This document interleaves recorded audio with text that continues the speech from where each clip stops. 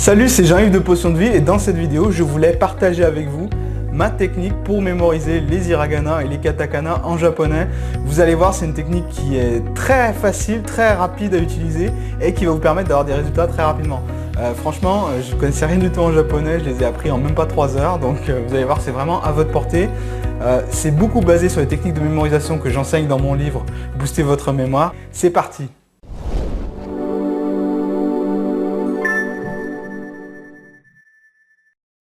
Et bienvenue pour votre premier hiragana. Alors, dans un premier temps, avant de commencer avec la lettre A, je vais vous présenter un petit peu comment justement je vais articuler cette formation. Déjà, dans un premier temps, à gauche, je vous ai mis une reproduction de l'hiragana avec l'ordre de tracé. Parce que c'est important de savoir mémoriser l'hiragana, mais ça l'est tout autant que vous sachiez le tracer par vous-même.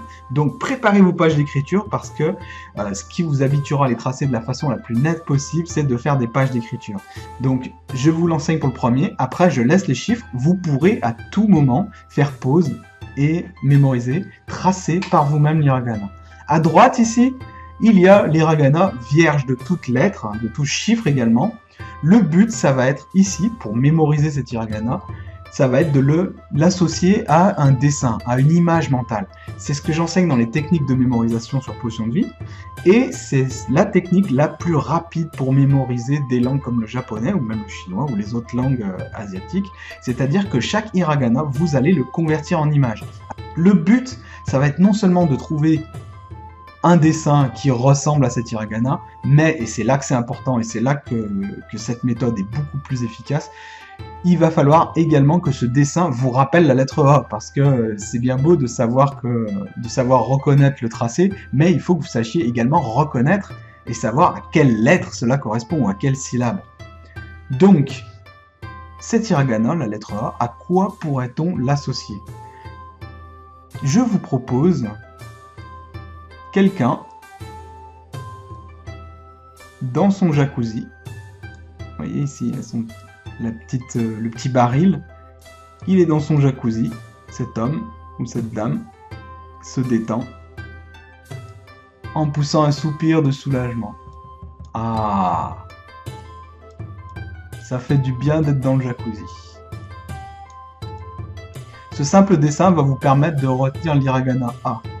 Essayez d'y voir le fameux homme dans son jacuzzi. Vous le voyez? Je vous montre le dessin final. Ah! Et nous voici à l'hiragana I, que vous pouvez dessiner comme ceci. D'abord le 1 et ensuite le 2. Très facile. Alors qu'est-ce qu'on peut y voir comme dessin qui nous rappellerait la lettre I et qui vous rappellerait à quoi correspond cet hiragana? Tout simplement, vous avez plusieurs options. La première que je vous propose, c'est tout simplement un I. Avant c'était un I, mais à cause du vent, il a laissé tomber son chapeau ici. Donc, on peut y voir la lettre I, comme en français, mais avec le chapeau qui est légèrement tombé à cause du vent, par exemple. Qu'est-ce que vous pouvez y voir? Si cette histoire de I ne vous parle pas, mais que vous avez envie quand même d'y voir un dessin un petit peu plus rigolo, je vous propose tout simplement quelqu'un qui donne un coup de pied dans une souris. Et la souris qui crie. Donc voilà, c'est un petit peu rigolo, mais ça marche bien. Ce dessin peut vous rappeler l'hiragana I. Et voici l'hiragana OU. Alors, comment le mémoriser, celui-ci? Vous avez plusieurs options, là encore. La première, ce que je vous propose, c'est quelqu'un qui donne un coup de poing dans le ventre d'un autre. Vous voyez, donc imaginez une bataille entre deux personnes, et celui-ci donne un coup de poing dans le ventre de celui-là, et celui-ci s'écrira ouch. Ouch. Donc là, vous voyez, le cri est très important parce que finalement, c'est la clé pour mémoriser le son U.